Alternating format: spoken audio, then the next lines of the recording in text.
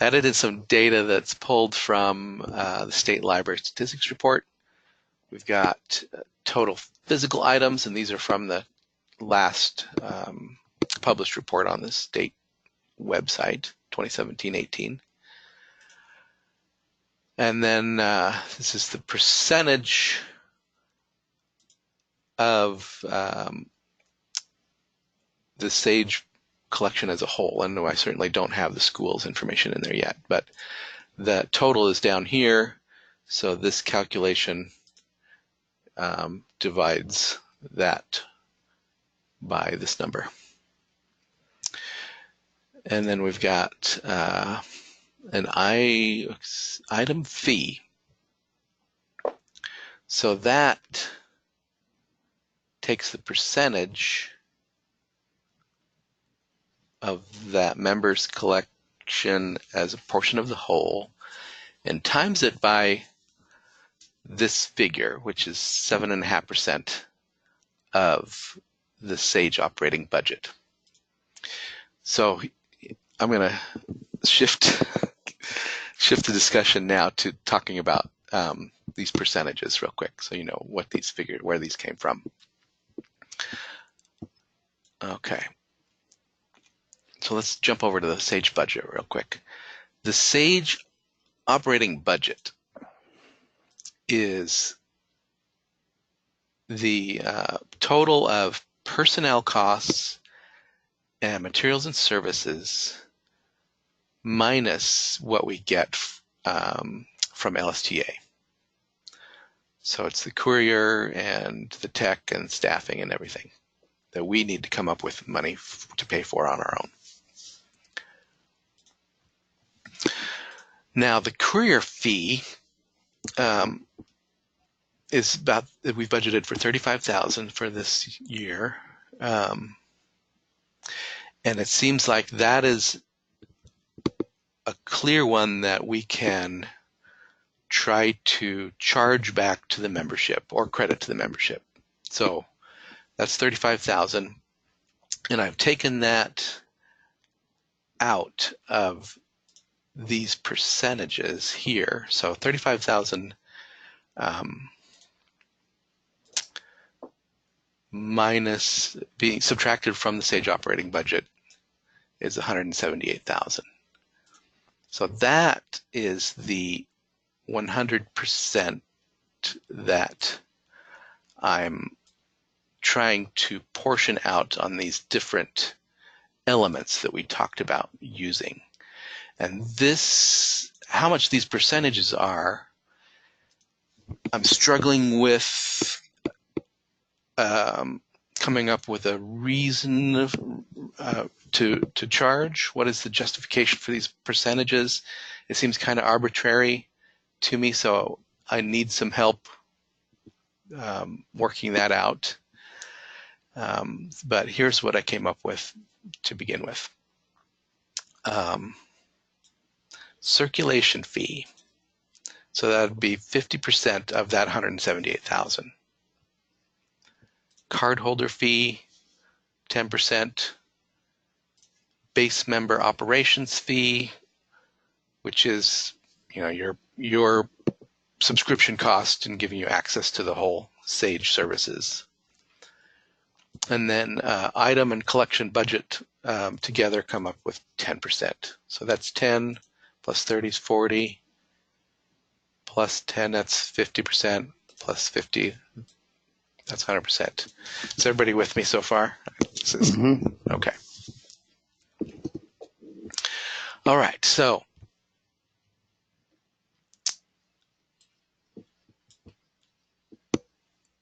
that's how the spreadsheet works, and we can change any of these percentages down here, and it'll change the figures up above. So if I change that 10% here, it adjusts these figures up here.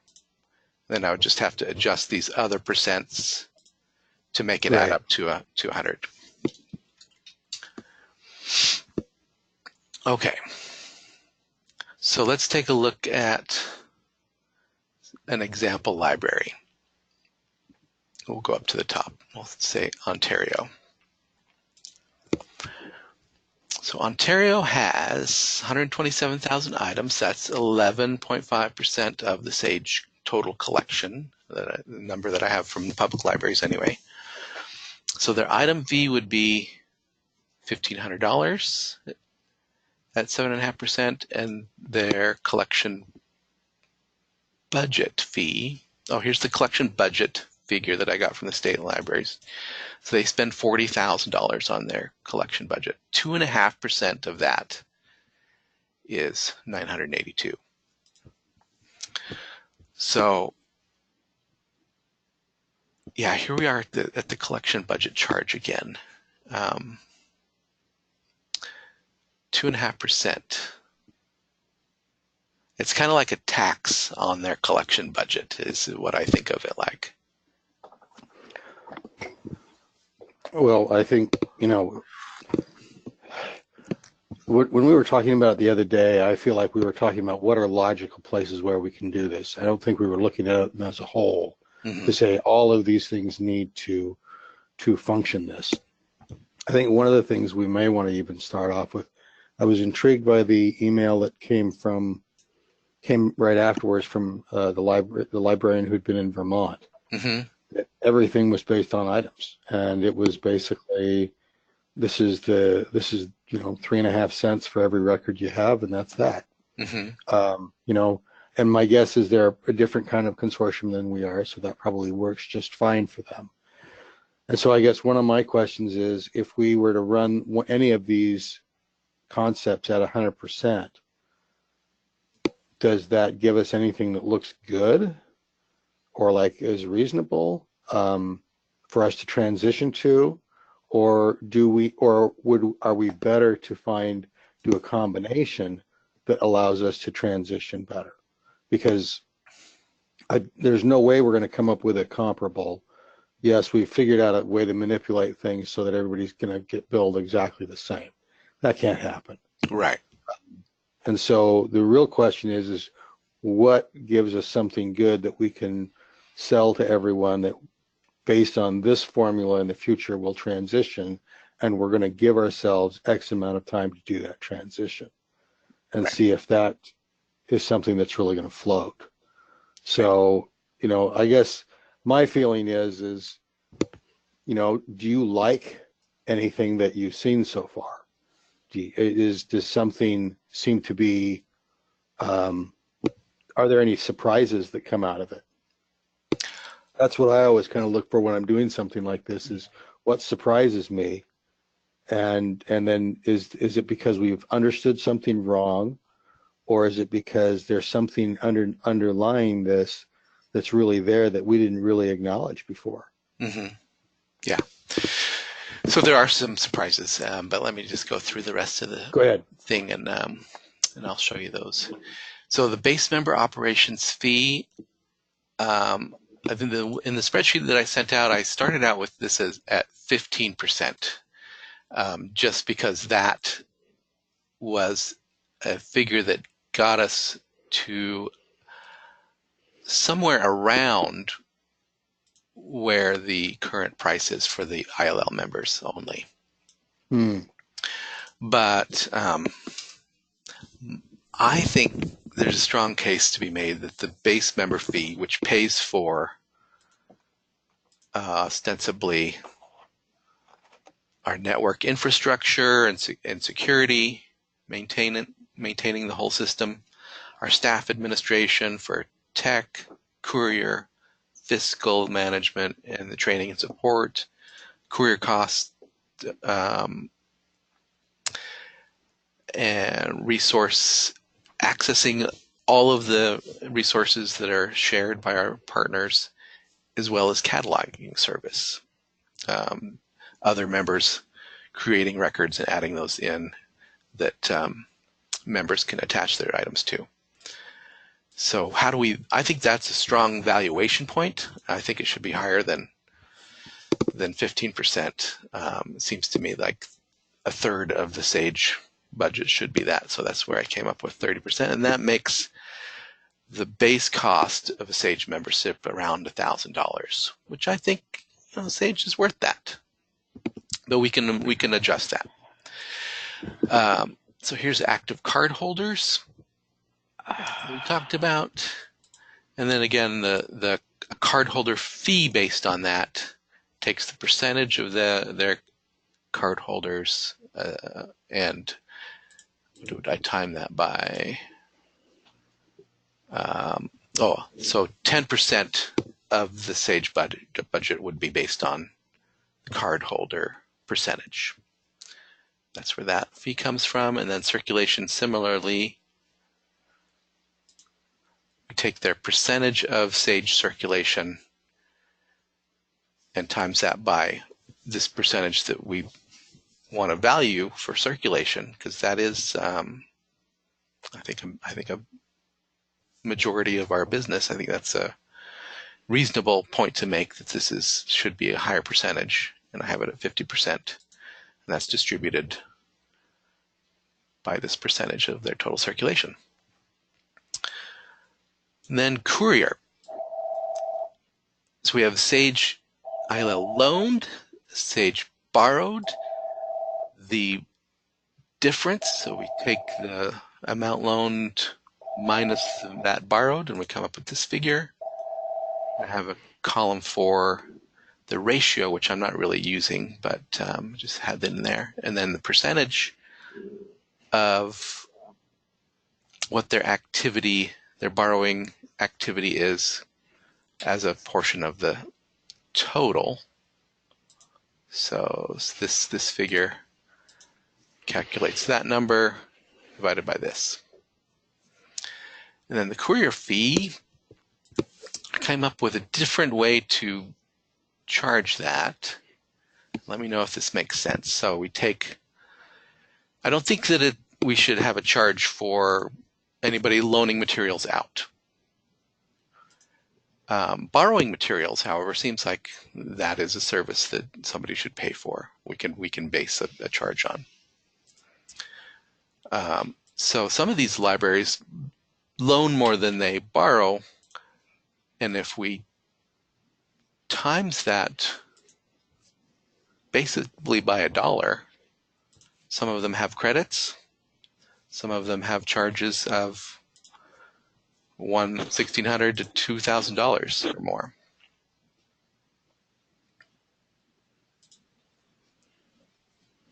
And that's an added value that is calculated in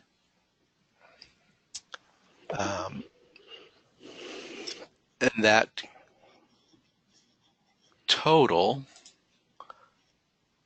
covers the courier costs.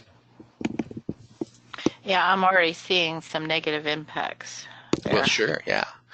So, but I think we're making progress. So let's look at how these charges compare to what we're currently charging. So Ontario, these are one of the largest members, but I think their usage is kind of low, even though they're a large community. So they're currently paying the $13,000 tier. All these libraries are. Ontario is at $10,000.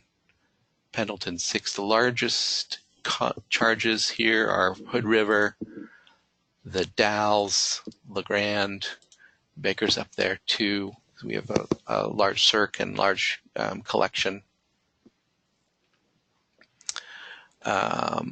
These 10,000 tier members, all of them are below that. Umatilla is way down to 2,000.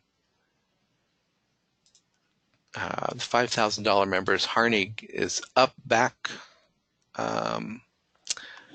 It's higher than they were, but they were recently moved from, I think they were up at a higher tier. They moved down. Grants, Yeah, that's really low, about half of what they are paying.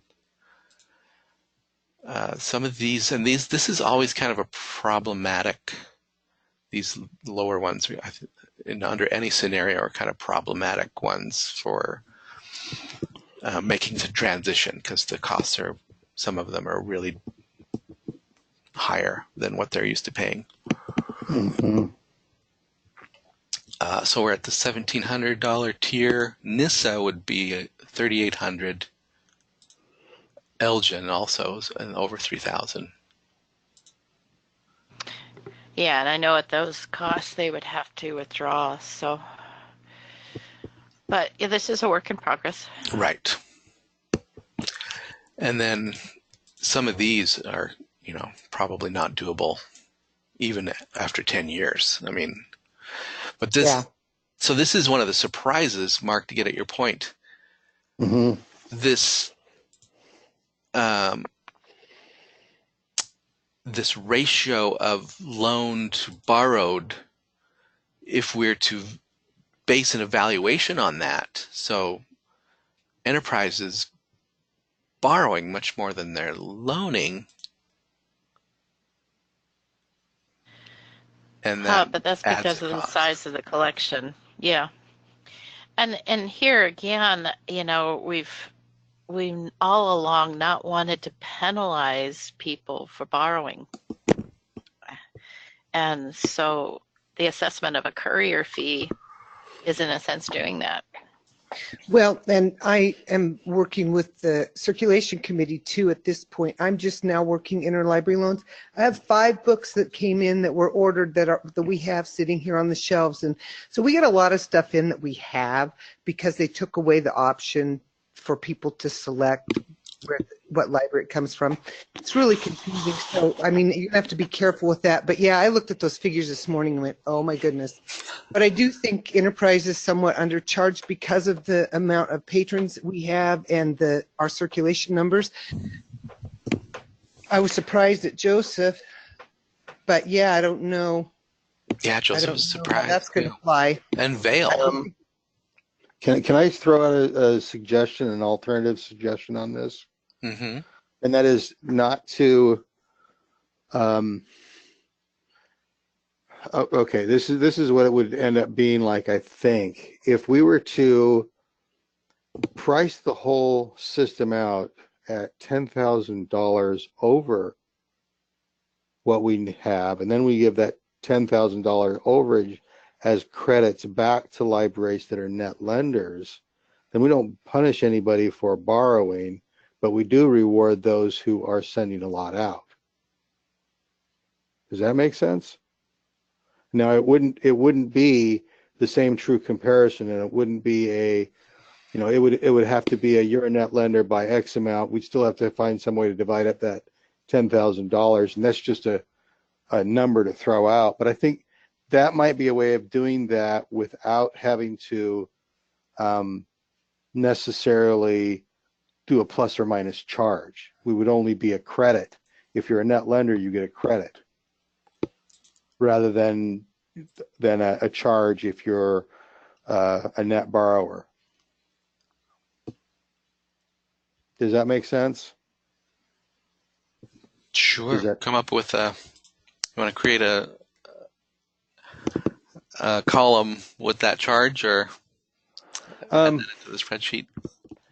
Yeah, I guess it would just be a matter of, do we set a dollar figure or a percentage of the total budget that we give back as credits, and then we just charge that much more for the system as a whole. Now, I don't know if that really washes or not. That's one of those things where I'd want to run the test and see, does it lower somebody's payment, or does it just make everybody's payment a little bit higher and only a few guys get a break? I don't know. So the credit idea that you're saying is in here. So some of these are net lenders. Right, but you're also doing a fee on those that are net borrowers, aren't you? Yes. And that's where I see the issue. One of the things we might want to do is talk to the net lenders and see how important it is to them that they get something for that. I mean, some of the larger libraries may not matter, but some of the smaller ones, it might be really important too. And maybe none of them care. I don't know. It's I don't possible. know if I would care. I mean, if I sent out more than I borrowed, I wouldn't care about a monetary thing. There would be some pride there, but because I don't think I can ever gain that, I wouldn't aim for it. But maybe we could ask them.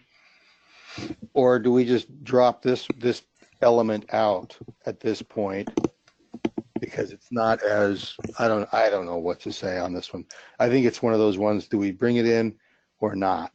And right now, if that's creating a lot of the variation, I mean, I guess my comment would be, how would the fees be different if we did not use this element of the courier fee?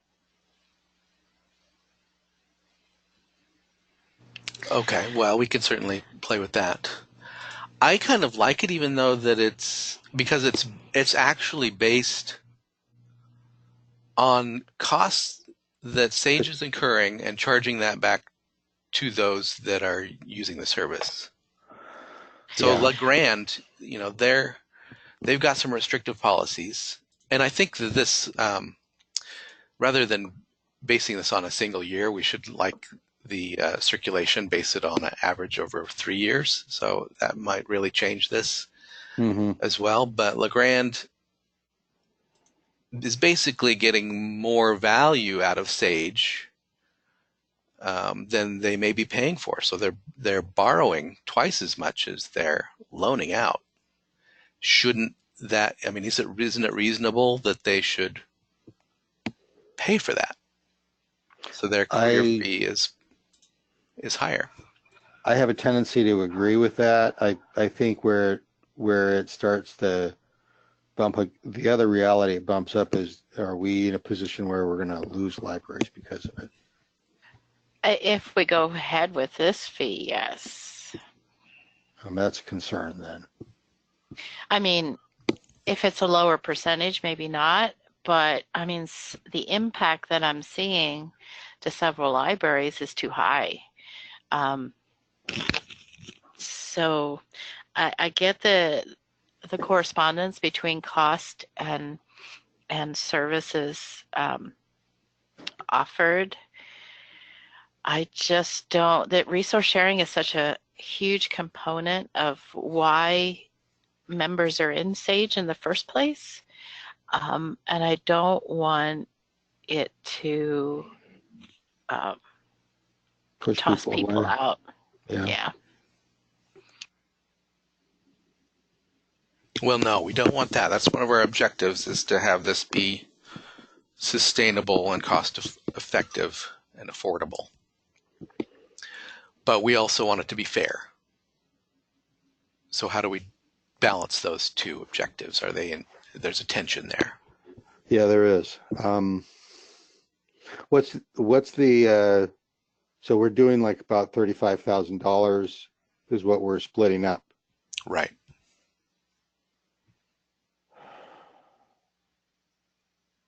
Right. How do we fairly distribute if we're going to charge that cost only to the members? And remember, this isn't including the community colleges. It's not including any of the schools. So when we get that in there, it might look a lot better.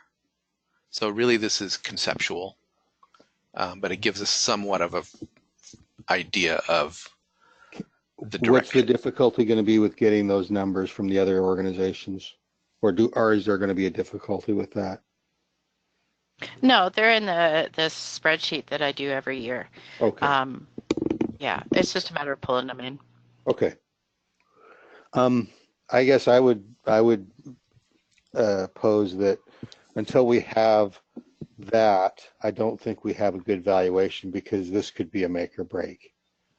And so we need to get a more complete valuation or evaluation of this as an element to see if this becomes a make or break. I could see it as maybe we give it half of its value so that we're not putting as much into it as a possibility of a way to lessening the pain. But that means other things are taking up more of the value then. Right. Right. So this column here, the draft for total, is some of these columns with the highlighted headers: item fee, collection budget, base member fee, cardholder fee, circ fee, and courier fee. So you've all got the spreadsheet that I sent out. Yes, and thank you for doing that. Like I say, if you want to play around with these percentages, just come down here to the bottom and change those, and it'll adjust the figures up above automatically. Perry? Yep. Sorry to interrupt. There are some libraries that are no longer in this system. Cove Public needs to come out. Yeah, I didn't have time to do that kind of refinement. Oh, that's fine. Yesterday. Yeah. And I had another question. Right now, the tiers are based on, well, I guess the districts are all together and their branches are subsumed into the district. Do we want to keep it that way, or do we want to separate out the branches? Yeah, we talked about that a little bit, whether there should be a branch per branch charge or. Okay. Well, I know in Umatilla County, we don't see each other as branches. No, We're independent libraries. Yeah, it's different in the Umatilla area. I'm just talking about Baker and Lake and Hood River. Right now in my spreadsheet, I have them separated, but I also have a district total. And I just was kind of wondering, procedural-wise, whether I just keep that kind of look to my spreadsheet that I don't think it's necessary, since the main branch pays the fees. I think it's maybe. I'll go ahead and get rid of those lines then. Yeah. Okay.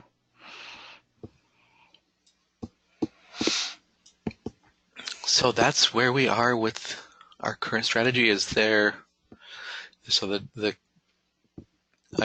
discussion says that courier fee, we may only want to try to recover half of this $35,000 for the moment, or $20,000 distributed it, and then have that extra $15,000 made up by another fee element.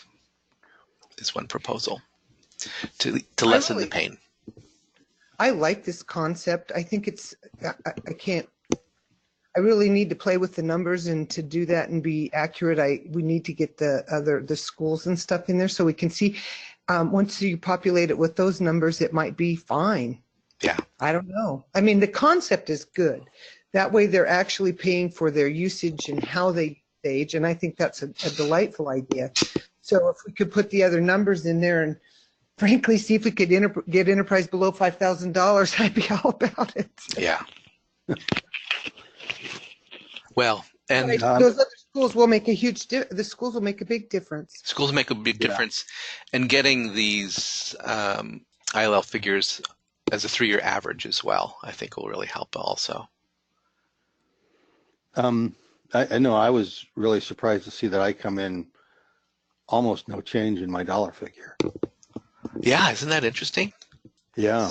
I mean, some of the other libraries in that same category, not so much. Pretty, some considerable change.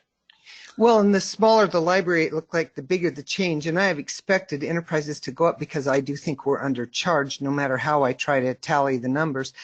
But, a $3,000 increase in a small library is a deal breaker. So I know phasing in, I think I could probably, I could convince them or I could retire. I don't know.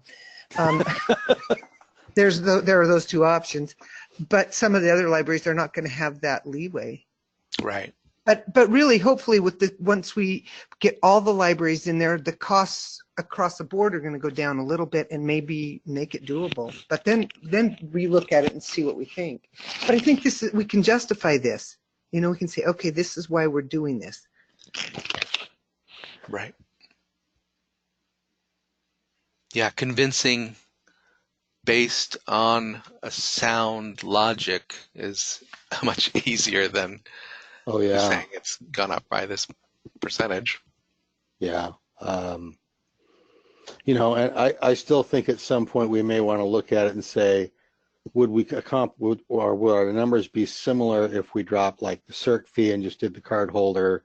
And one of the other things, you know, if we did a couple things and not everything, um, you know, it really becomes kind of one of those, what becomes easiest to communicate? What will help us stay consistent? Because right now what we've got, you know, we used everything that we thought was a good thing. Um, but has that more complicated it more than it actually needs to be?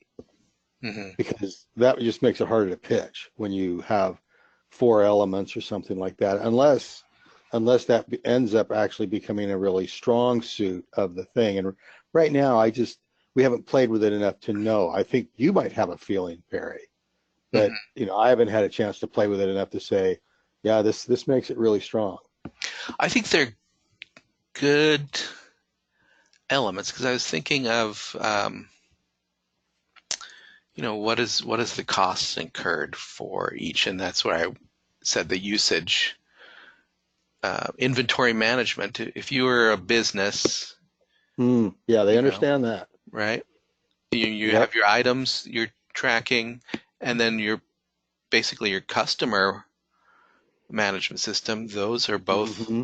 value costs that you're going to pay for.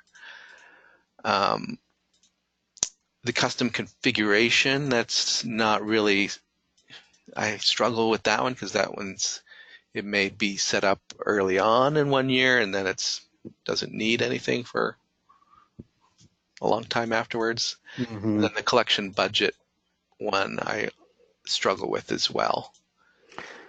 Yeah, and I think that's one, like I said, we may decide it's duplication, Yeah. and so let's not do it. And that's fine. But So those, I yeah, mean, like I said, these are just kind of arbitrary, or my best guesses as to how to evaluate these percentages as a portion of the Sage budget. you know, on your comments on the custom stuff, um, I wonder if we shouldn't keep a custom thing there, just so that as people look at things, they realize, okay, I'm going to need some custom work. I don't think that's necessarily a bad thing for us to keep a fee on there for that.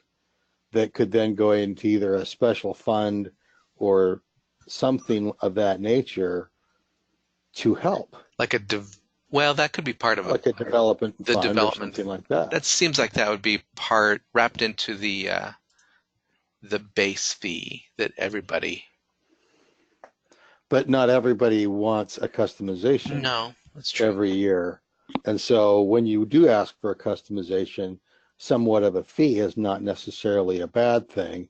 And I think then it becomes oh, we're adding a new database, so make sure you add the fee from, you know, and maybe it's not a big hairy deal, but it's, you know, if we put on a $250 fee or something like that, Hmm.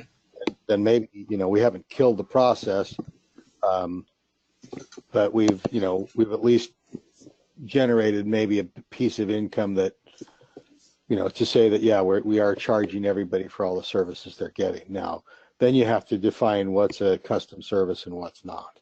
Right. Like if I ask for a special report, is that a custom service Right. or not? So,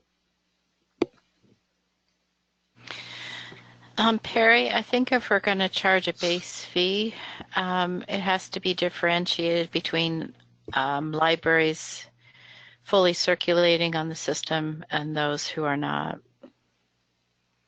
because there's a whole different level of service.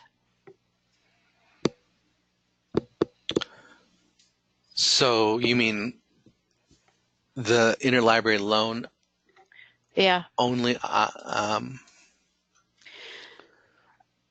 mean, Cove's out of there now. Tomosvik and Josephi Library, they don't they don't even use Courier or circulate on the system. So they're basically just housing their records in our system. That's a whole different level of base services. Right, but they don't you think that, I mean, the base fee is paying for the network infrastructure, having server, having the database available, having security on that database. Do they interlibrary loan at all? No, not the museum libraries. So all they're doing is they're creating a record and keeping it there. We can't loan Uh-huh. it from them. Nope, They don't borrow and they don't lend. nope. So they would basically be licensing,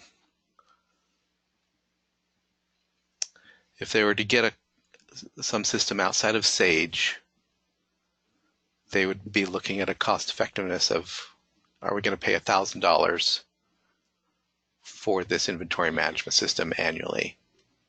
I moved Cove Public Records over to Library Thing.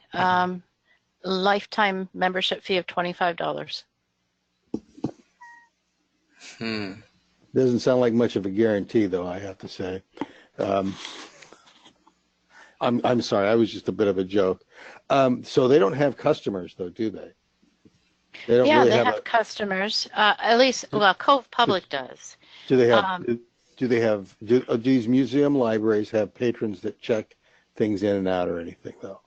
They don't, do No. they? Okay, so,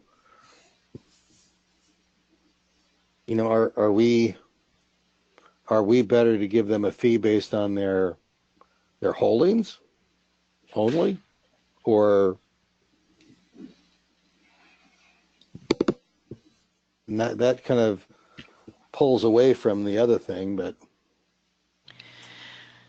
I'm just arguing the fact that there are some differences. That base fee is too high for the resource sharing libraries, and I get that we're trying to share this infrastructure cost.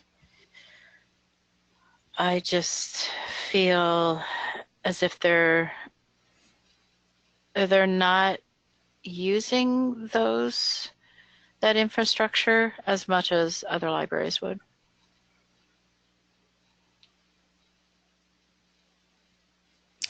I guess I've always, the resource sharing libraries, they borrow, but they don't loan out. Their borrow numbers are pretty low. So their fee could be based on a lower, well, I mean, we need to come up with a base fee that I think applies for everybody. Okay. well, But maybe we do. $1,000 may be too high. But I mean, this is supposed to pay for the basic access to the system and the maintenance of that network infrastructure and access to the library's collections that do loan, that they're borrowing from. I think that should be a base fee, flat rate for everybody. Well, but here's the thing, Perry. If they want to look for something in the community, they're still going to come to our system indirectly. They're going to come to it as our customers come to us, and they're going to look to see if we've got it there, and they're going to get a card with Pendleton, and Pendleton's going to borrow the item for them, and then they'll come pick it up at Pendleton and use it. So I'm a little concerned on that level for that issue. Them holding their records, on the other hand, though, our holding their records is a value to them, because they can use the other records out there and the other materials out in the system very easily by the system I just described. And so I think charging them for that gets a little bit questionable. It's not going to give us any advantage, I don't think. I would almost propose that we suggest a museum type class or a non-lending, non-borrowing class that's more in line with what we've got now, and then put everybody else on the, you're a full member, you have all these needs, and yes, this is your basic cost. Beth, does that sound at all like what you're thinking? Or? Yeah, it's closer. And I guess once we have numbers in there, you'll be able to see that these libraries don't use the system very much. And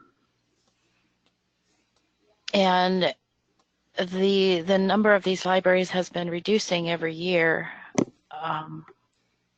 pretty much, because they can't justify rising costs for their records just sitting there, and they're not getting a lot of value out of the resource sharing. So at some point, it becomes a budget issue, and they just leave. So. Well,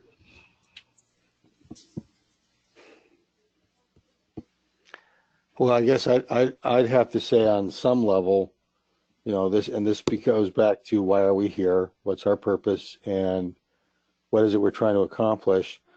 For me to see holdings of a library that I can't borrow from, but that I have to send somebody to, isn't as great a value. Now, it's nice. I do like having that, but maybe they were never part of our real market audience anyway. And I think that's one of the things that's easy to kind of mix up sometimes, is if we don't know exactly what our market is, are we trying to be all things to all people, or are we focusing on what it is we do and making sure we do it well?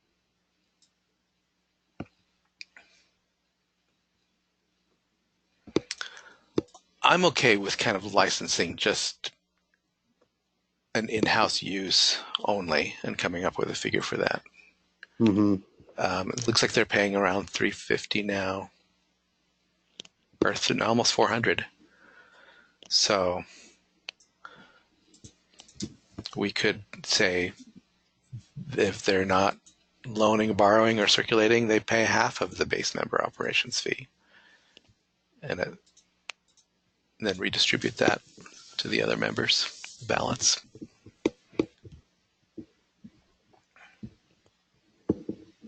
As long as there's a non-arbitrary reason for the charge, I'm okay with it. I just want it to be justifiable. So, next meeting, we'll have more figures in here. We'll see how that plays out. I'll get those from the SAGE report, and I guess I'll send out a new version of this same document, and we can continue to play around with it. At what point do we think we can merge what Beth's got with what you've got? Because right now, unless you're going to add in the schools and the academics, I really feel like we're kind of doing a half measure by not looking at the whole pie. Does that make sense? Perry was going to add those schools and community colleges into his spreadsheet from the state library statistics spreadsheets that I've done. Okay. So he'll get those in. I was just pulling some different patron counts and just kind of organizing the spreadsheet a little bit differently so it wasn't so confusing to me. But I'm going to be pulling a lot of what Perry has in his spreadsheet into mine. What I did is I just didn't separate it out into the tiers. I just have it in alphabetic list by library, because that's eventually what we're going to. We're trying to find a cost algorithm where it's calculated based upon certain characteristics in their data, and we don't have to have these tiers. It's just a Right. individual cost. So so that's why I was kind of just starting over a little bit different structure, but our data elements should be about the same. I wanted to experiment a little bit with assessing some costs on, you know, maybe just a couple of these things rather than all of them, and see what those amounts are. Just have a bunch of columns of different calculations was kind of what I was going to play with. But yeah, so Perry, when was our next meeting going to be? We'll have to schedule that still. We don't have Okay. it planned. I'll send out a doodle poll, I guess, for January. So generally sometime in January. Yeah. Okay, so you know, our goal was to kind of have a draft budget to council by January, but we have until the March meeting to actually vote on stuff. So that gives us a little bit more time. A budget for what we're going to expend the next year is one thing. The appropriate, how we're going to get the dollars for that. Do we anticipate trying to implement that for the next fiscal year? I thought so with the Okay. 5-year Okay. plan or whatever, but maybe Perry's thinking something different. No, that would be great if we could get started on this. Okay. So the SAGE meeting would be the third Tuesday on the 21st. Yeah. So Let's try to do before that if we can help it. yeah. So that second, first or second full week of January, we'll try to meet. Okay.